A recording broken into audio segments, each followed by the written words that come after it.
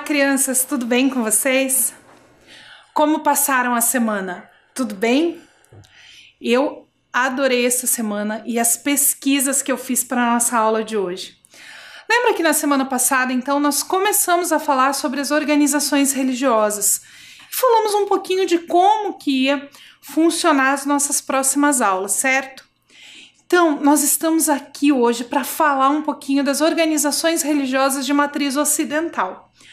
Mas antes da gente começar, lembra da tarefa da semana passada?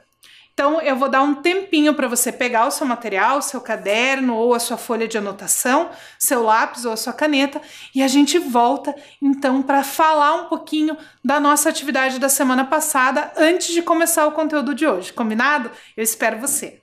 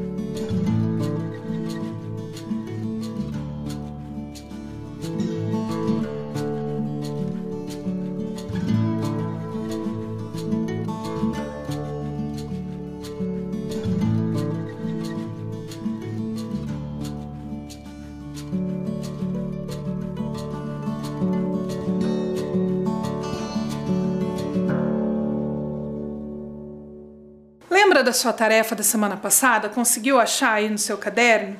Você tinha que responder o que é religião. Antes de eu te passar o que está escrito no dicionário, quero falar que não existe resposta certa ou errada. Não precisa apagar o que você fez se o que eu trouxe do dicionário estiver diferente. Porque em cada cultura, em cada comunidade, essa palavra ela vai ter um significado diferente. E religião pode ser muitas coisas.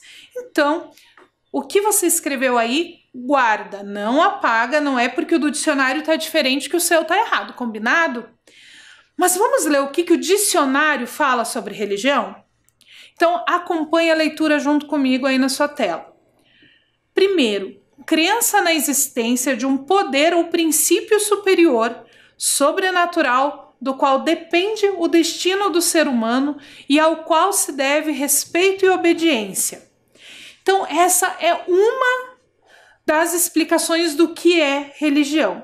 A outra explicação é postura intelectual e moral que resulta dessa crença. Então, nós temos aqui duas explicações do dicionário sobre o que pode ser religião. Então, pode ser essa crença no sobrenatural, ou então essa forma de se comportar a partir dessa crença. Mas o dicionário não traz só isso. Nós temos mais um pouquinho lá. Acompanhe a leitura comigo. Outra explicação do dicionário diz que religião é um sistema de doutrinas, crenças e práticas rituais próprias de um grupo social, estabelecido segundo uma determinada concepção de divindade e da sua relação com o homem, fé e culto. Então aqui é mais perto do que a gente entende por organização religiosa, que são aquelas que têm um nome específico, que tem uma série de regras, de doutrinas a serem seguidas. Essa é a explicação mais comum de nós encontrarmos, principalmente quando a gente fala do nome das religiões, do nome dessas organizações. Mas o dicionário não traz só isso, temos mais um pouquinho lá sobre o que é religião. Outra explicação do dicionário diz que religião é o culto que se presta à divindade, consolidado nesse sistema de crenças. Então, para essa explicação, aquele momento de culto também é uma forma de religião. E por fim, o dicionário traz que é a observância cuidadosa e contrita dos preceitos religiosos, devoção, piedade e fervor. Então, tudo isso que o dicionário traz faz parte desse sistema de crenças, que é essa forma de acreditar e essa forma de se relacionar com o que se acredita. Por exemplo, se nós pensarmos dentro do cristianismo, o cristianismo é uma forma de crença, de acreditar na figura de Jesus Cristo como o Salvador da humanidade. Mas dentro desse sistema nós temos várias religiões diferentes, com doutrinas diferentes, com regras diferentes e até formas de acreditar nessa figura de Jesus diferentes. Se nós pegarmos, por exemplo, dentro do cristianismo, nós vamos ter o catolicismo, o protestantismo. Dentro do protestantismo nós temos várias formas diferentes de se organizar. Por isso que eu disse para você que religião é muito difícil da gente definir. Por isso não existe uma resposta errada, porque podem ser várias coisas associadas. Combinado? Então agora que você já viu o que é religião, nós vamos falar sobre religiões ocidentais. Mas o que será que são religiões ocidentais?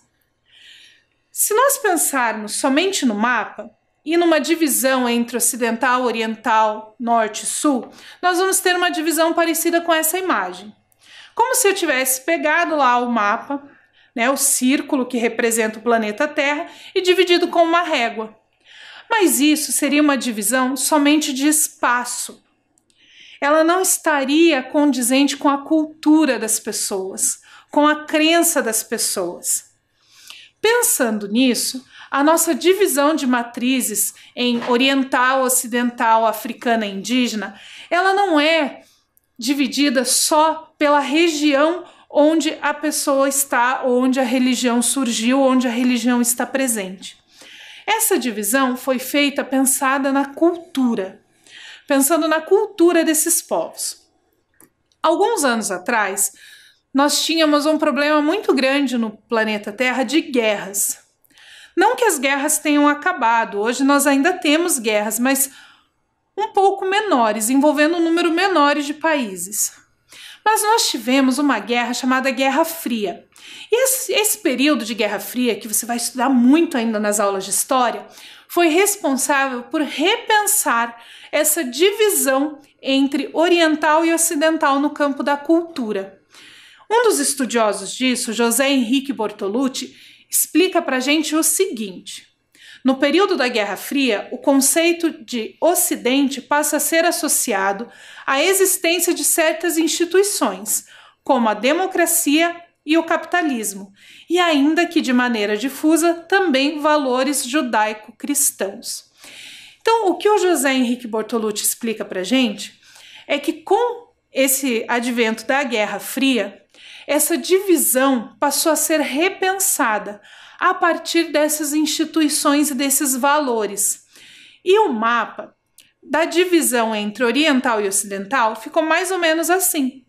O que está em azul é, então, o modo de pensar ocidental. E as religiões ocidentais também estão presentes nesses espaços.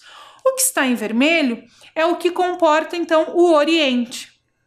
E aí nós temos ainda a questão indígena e a questão afro, que nós vamos trabalhar em outras aulas. Então, só para você ter uma ideia de onde vem ou de onde estão essas religiões que nós vamos falar hoje, estão nessa parte azul do mapa. Nós vamos falar um pouquinho sobre religiões que vieram desses espaços. Aí você vai dizer para mim assim, mas professora, eu moro no Brasil, que está ali na parte branca, e a minha religião é uma dessas que você falou hoje. Sim, aqui no Brasil nós temos religiões de todas as matrizes. Como o Brasil foi um país colonizado por europeus e depois vieram muitos imigrantes, quando essas pessoas vieram para cá, elas trouxeram também a sua religião.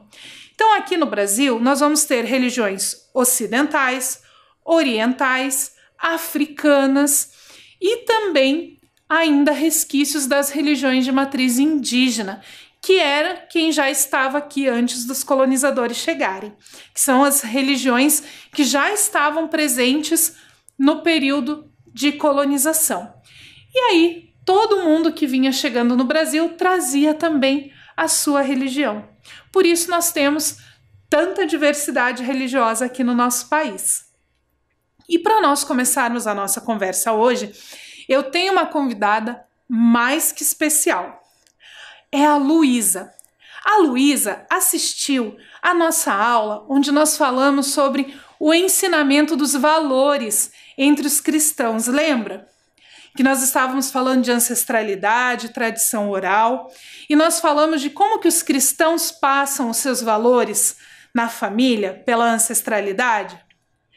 A Luísa assistiu essa aula e preparou um vídeo explicando pra gente um pouquinho sobre a religião dela. Vamos aprender então com a Luísa? Olá, eu sou a Luísa e sabia que no século XVI não existia protestantes? Sabia que no século XVI só os padres tinham acesso à Bíblia? Sabia que um homem muito importante no século XVI queria ter acesso à Bíblia e o nome dele era Martinho Lutero? Um dia o Martinho Lutero conseguiu ter acesso à Bíblia, mas quando viu, teve uma revolta. Antigamente, as pessoas falavam para pagar para ir ao céu. Imagine isso, tinha que pagar para ir para o céu. Por causa do Martinho Lutero, tivemos a Reforma Protestante. Mas o que é Reforma Protestante? Protestantismo é um movimento religioso de separação das igrejas cristãs ocidentais da Igreja Católica durante a Reforma do século XVI. E hoje podemos livremente ler a Bíblia.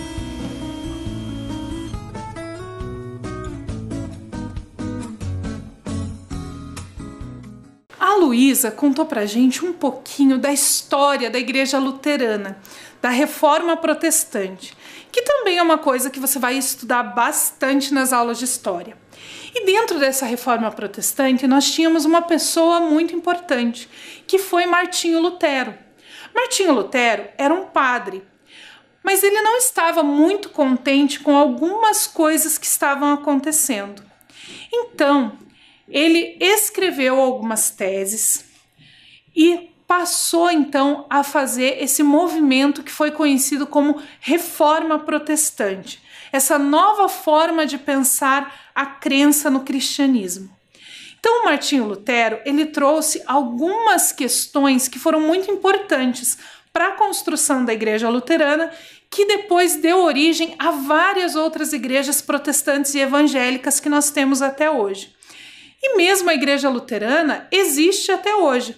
Aqui no Brasil nós temos várias sedes, vários representantes da Igreja Luterana, que foram os imigrantes alemães que trouxeram para cá quando eles chegaram aqui no Brasil. E uma das questões que incomodava muito Martinho Lutero, lá na Alemanha, é que a Bíblia era escrita em latim. Mas aí vamos pensar assim. Lá no século XVI, muitas pessoas não sabiam ler e escrever. E das pessoas que sabiam ler e escrever, se eles estavam na Alemanha, eles aprenderam a ler em alemão, não é mesmo? Mas a Bíblia estava em latim. E mesmo algumas missas eram rezadas em latim. E a preocupação do Martinho Lutero era que as pessoas não podiam ler sozinhas a Bíblia. Elas tinham que ir até a igreja e acompanhar a leitura do padre. Então, a primeira coisa que o Martinho Lutero pensou foi na tradução da Bíblia para o alemão. E até hoje essa Bíblia é conhecida, a Bíblia de Lutero. Inclusive a primeira tradução fica em exposição no museu. Ele traduziu a Bíblia para o alemão, para que as pessoas que sabiam ler e escrever tivessem acesso a essa leitura, pudessem também ler a Bíblia. Então, essa é uma das grandes contribuições, além de muitas outras, lógico, mas da religião luterana, dessa reforma de Martinho Lutero, para que a gente tivesse acesso também à leitura. E hoje nós temos a Bíblia traduzida em muitas e muitas e muitas línguas. É uma infinidade de traduções da Bíblia. É o livro mais traduzido do planeta. Mas Passados alguns anos, surgiu uma outra preocupação, uma preocupação lá na igreja wesleyana.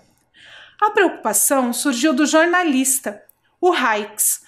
Ele percebeu que no horário dos cultos, as crianças ficavam na rua, porque o culto ele era destinado aos adultos e muitas crianças não tinham paciência para ficar nesse culto.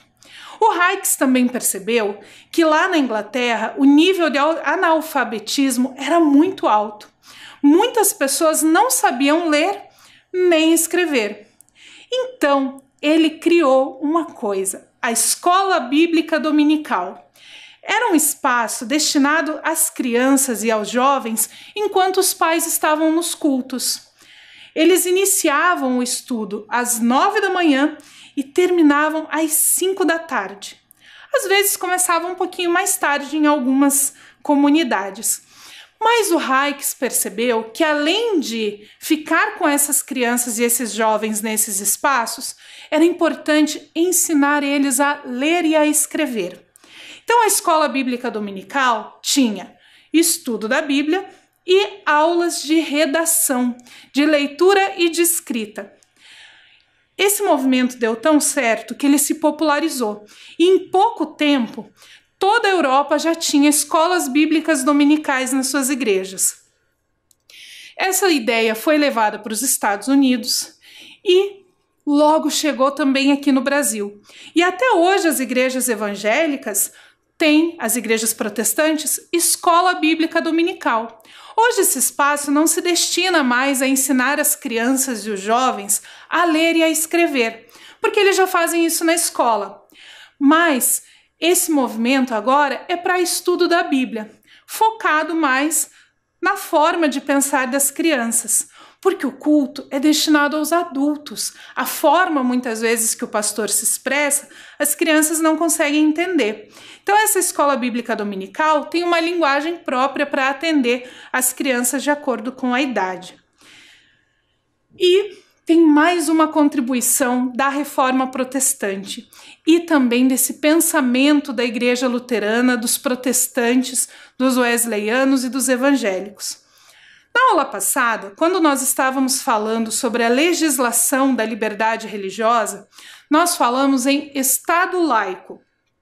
Lembra que o repórter falou para a gente que teve um período, inclusive aqui no Brasil, em que nós tínhamos uma religião oficial e que as outras religiões não podiam se manifestar? Então, aqui no Brasil, os evangélicos e os protestantes foram grandes nomes, foram muito importantes nesse processo por buscar a liberdade religiosa, para que eles também pudessem ter os seus templos, o seu espaço e ter a mesma liberdade que a religião católica tinha no território nacional. Então, o Estado laico também é uma das grandes contribuições que vieram a partir desse movimento dos protestantes e dos evangélicos. Na cidade de Curitiba tem um dado bem interessante. Perto do Largo da Ordem tem uma igreja luterana, a Comunidade Redentor. Essa igreja já existia, um prédio um pouquinho diferente, menor, desde a época em que não havia liberdade religiosa no Brasil. Mas eles não tinham placa e nem podiam fazer manifestações da sua fé. Eles se encontravam lá para reuniões, mas sempre muito contidos. Quando o Brasil foi declarado um Estado laico, em comemoração, eles colocaram um sino na igreja. Então hoje a igreja luterana da Comunidade Redentora, ali pertinho do Largo da Ordem, tem uma torre com um sino. E esse sino representa então essa liberdade religiosa que veio desse movimento de Estado laico. Olha que legal, quantas contribuições que vieram a partir de uma religião, contribuições para o desenvolvimento da cidade, para o desenvolvimento social, várias questões importantes. Mas agora nós vamos falar de outra religião. E eu vou convidar você para, junto comigo e com o Jean Kulcheski, aprender um pouquinho sobre o Espiritismo e algumas contribuições dele para a nossa sociedade. Acompanhe o vídeo lá comigo. O meu nome é Jean Kulcheski e vou falar um pouquinho para vocês sobre o Espiritismo. Como que surgiu? Então, lá em meados da década de 1850, na Europa, existia um fenômeno chamado mesas girantes. E isso chamava muito a atenção das pessoas. Todo mundo lá e ficava admirando aquelas mesas que giravam, que se movimentavam, chegavam até a saltar, sem que ninguém tivesse ali de fato empurrando a mesa ou erguendo ela para que ela saltasse. Então teve um professor chamado Allan Kardec que resolveu estudar o que estava acontecendo.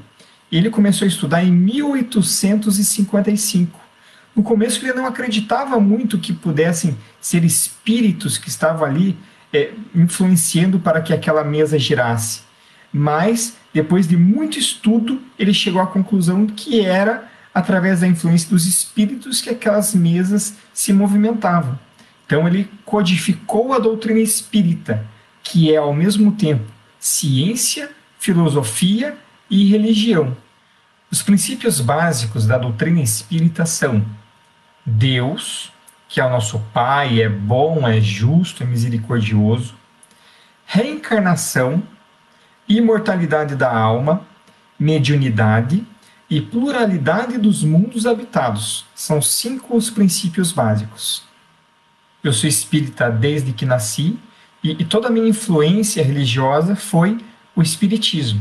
E desde pequenininho eu sempre perguntava para minha mãe: mãe, por que existem pessoas que têm muito dinheiro e pessoas que não têm dinheiro? Por que existem pessoas com limitações e pessoas que não têm limitação nenhuma? Por que isso acontece? E aí está ela agora, Josiele Kulcheski, que vai responder também para vocês. Mas como de repente, a gente vendo o filme do Extraordinário, o menininho nascer com a face toda deformada por problemas da gestação, problemas genéticos, será que Deus seria aquele que de repente privilegia uns e castiga outros, sendo soberanamente bom e justo? Jamais. Então vamos imaginar a doutrina espírita colocando para todos nós que existe a reencarnação, que temos muitas vidas para frente e tivemos muitas vidas lá atrás. Então somente essa doutrina explicando das nossas vidas sucessivas é que poderia justificar essas diferenças, tanto de saúde como doença, tanto como pobreza como riqueza, porque tudo é um aprendizado para todos nós. Tudo nos traz uma lição. E eu perguntava desde pequenininho também para o meu pai, já que a gente tem várias reencarnações, por que a gente não lembra das outras vidas? E agora está aí ele, Divaldo Kulcheski, para responder também para vocês. Todos nós já nascemos muitas vezes. E muitas outras vezes nasceremos até que consigamos ser perfeitos. Durante o tempo em que estamos reencarnados, nós nos esquecemos de nossas vidas passadas. O esquecimento do passado na reencarnação é bondade divina. Seria muito perturbador termos consciência de ter praticado atos que tivessem prejudicado aqueles hoje com quem convivemos. A lembrança do passado atrapalharia a nossa vida de hoje. Por isso, Deus, em sua infinita misericórdia, nos faz esquecer temporariamente o que fomos nas encarnações anteriores. Todo conhecimento espírita, ele é passado de várias maneiras. Algumas delas, através da leitura das obras básicas. Kardec deixou 5 livros que formam o Pentateuco Espírita. São 5 livros: o Livro dos Espíritos, o Livro dos Médiuns, o Evangelho segundo o Espiritismo, o Céu e o Inferno e a Gênese. Então é através da leitura dessas obras e tantas outras subsidiárias, é através das palestras que tem nas casas espíritas, ou até grupos de estudo nas casas espíritas, e é também na família, ali você conversando com o teu pai, com a tua mãe, que eles vão passando bastante conhecimento para vocês também. E foi isso que aconteceu comigo.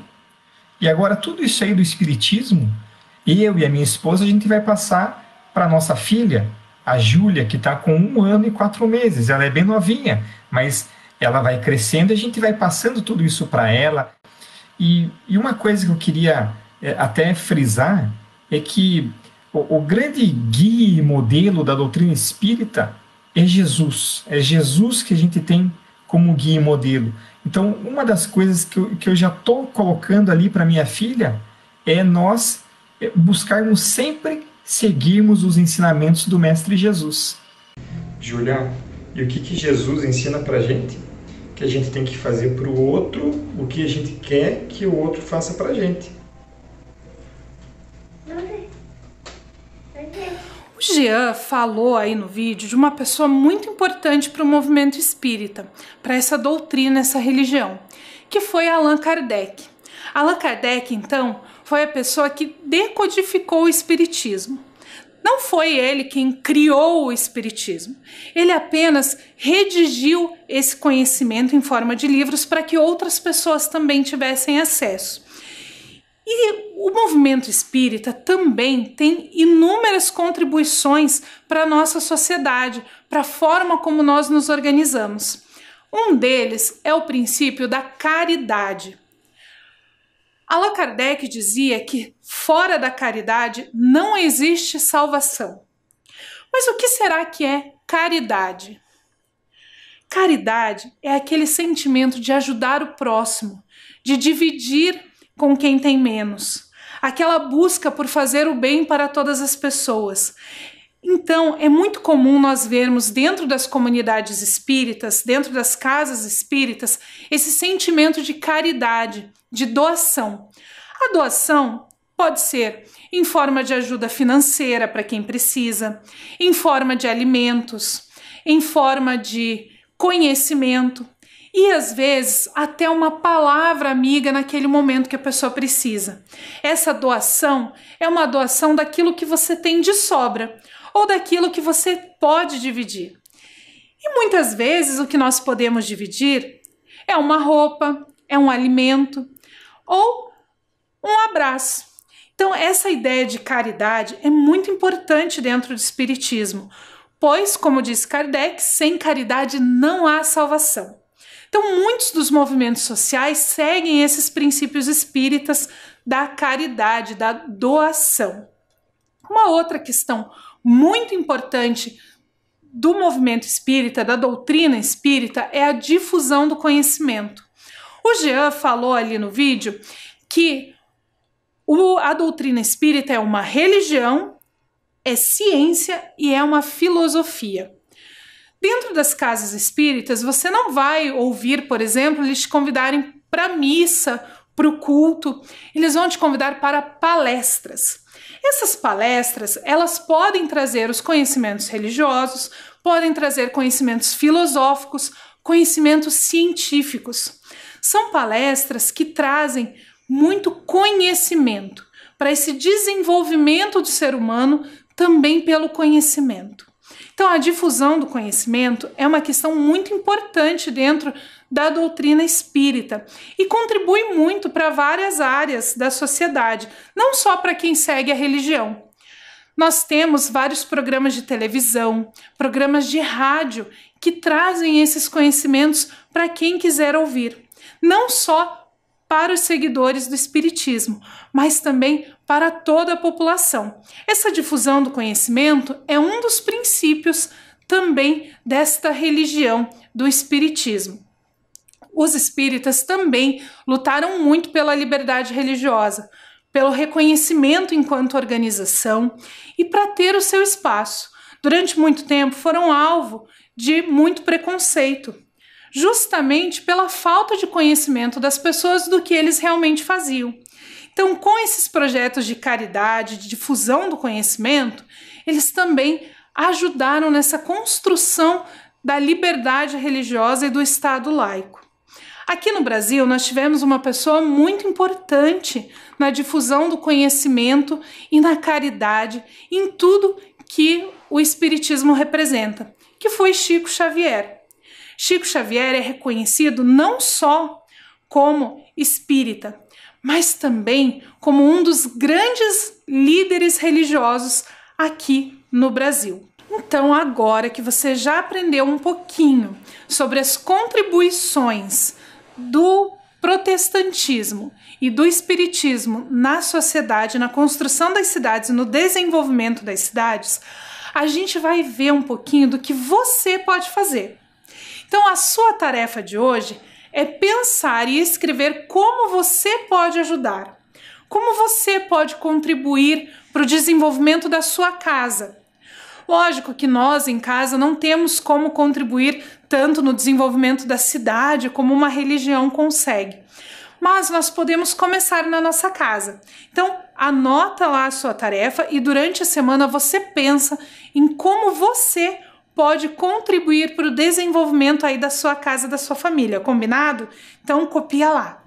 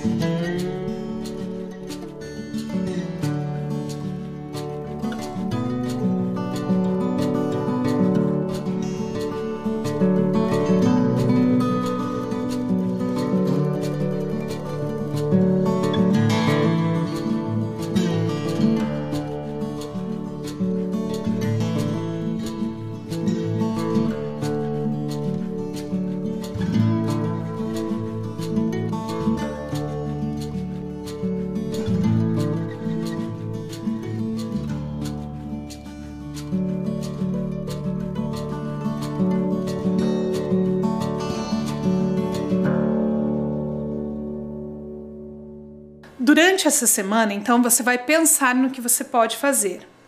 E nós vamos agora para a nossa hora da leitura. Lembra que na semana passada nós combinamos que cada aula eu ia ler um pedacinho desse livro para você? Então, esse livro vai ajudar também você a pensar aí nessa sua atividade, em como que você pode ajudar o próximo. Então, só para a gente lembrar, o nome do livro é Onde Existe Amor, Deus Aí Está. Quem escreveu esse livro foi o russo Leon Tolstói. Então vamos ver o que aconteceu hoje com o nosso personagem? Lembra dele, o Avidite, que estava triste, tristinho e começou a ler a Bíblia? O que será que aconteceu quando ele começou a ler? Vamos ver o que aconteceu com o nosso personagem hoje. Um dia, Avidite leu demais e acabou esquecendo-se da hora. Estava lendo o Evangelho de Lucas e no capítulo 6 deparou-se com os versículos 29 a 31, que dizia o seguinte: a quem te ferir numa face, oferece a outra. A quem te arrebatar a capa, não recuses a túnica. Dá a quem te pedir e não reclames de alguém tomar o que é teu. Como quereis que os outros vos façam, fazei também a eles. Leu também os versículos 46 a 49.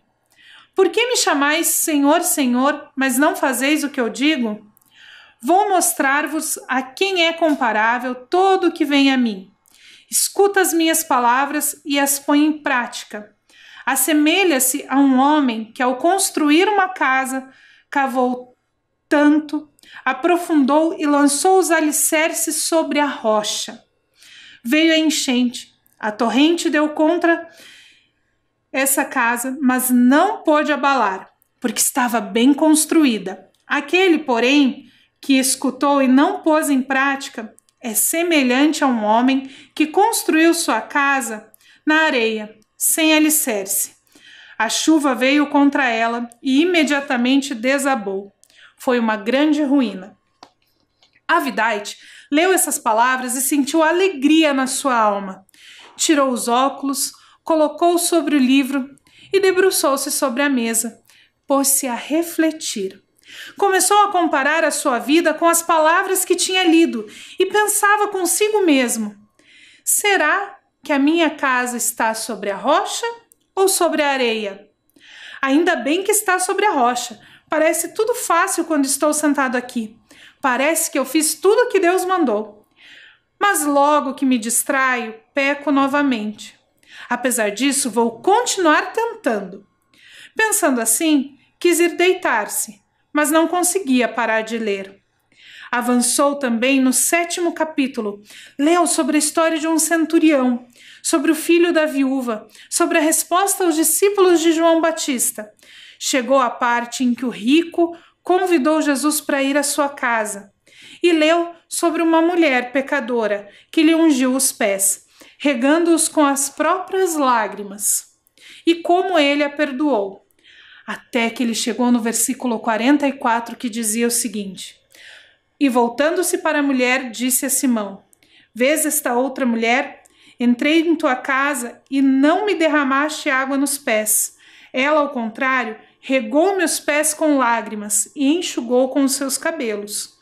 Não me deste um ósculo, que quer dizer beijo no rosto. Ela, porém, desde que eu entrei, não parou de cobrir os meus pés de beijos. Não me derramaste óleo na cabeça. Ela ungiu os meus pés com perfume. Ele leu esses versos e pensou: não deu água para os pés, não deu beijo, não ungiu a cabeça com óleo. Avidite tirou novamente os óculos, colocou-os sobre o livro e pensou de novo.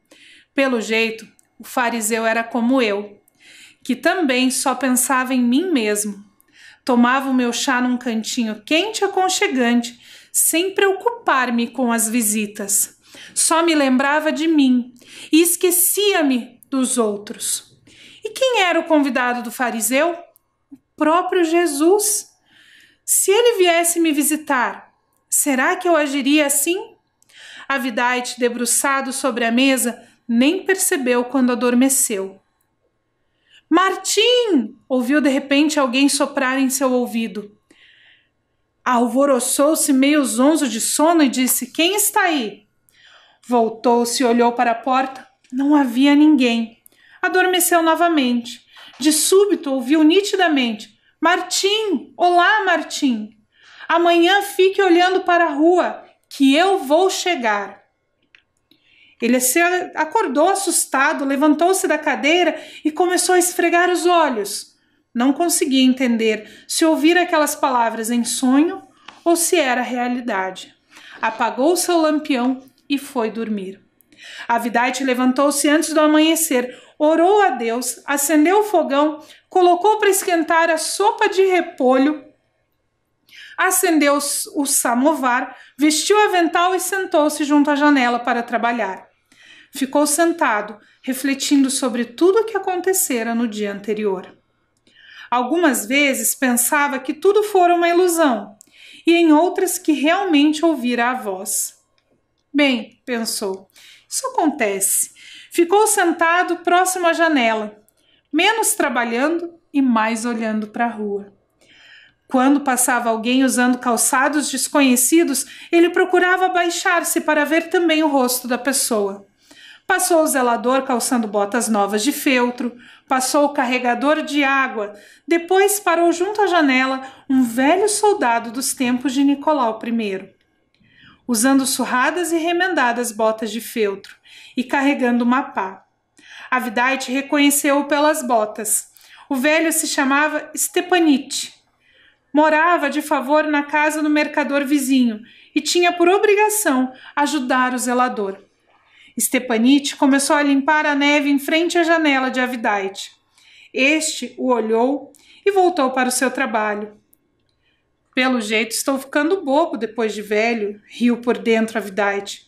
Stepanite chega para limpar a neve e eu pensando que era Cristo que veio me visitar. Sou mesmo um velho caduco. Depois de dar uns 10 pontos no couro, Avidite sentiu novamente vontade de olhar pela janela. Olhou e viu que Stepanite encostara a pá na parede e estava parado, aquecendo-se ou descansando. Era um homem velho e não tinha forças suficientes para tirar toda a neve. Avidite pensou: por que eu não vou convidar ele para tomar chá? Aliás, o samovar já estava fervendo. Avidite espetou o furador no couro, levantou-se, pôs o samovar sobre a mesa, despejou nele o chá e bateu com o dedo no vidro da janela. Stepanite aproximou-se. Avidite acenou e fez que ia abrir a porta.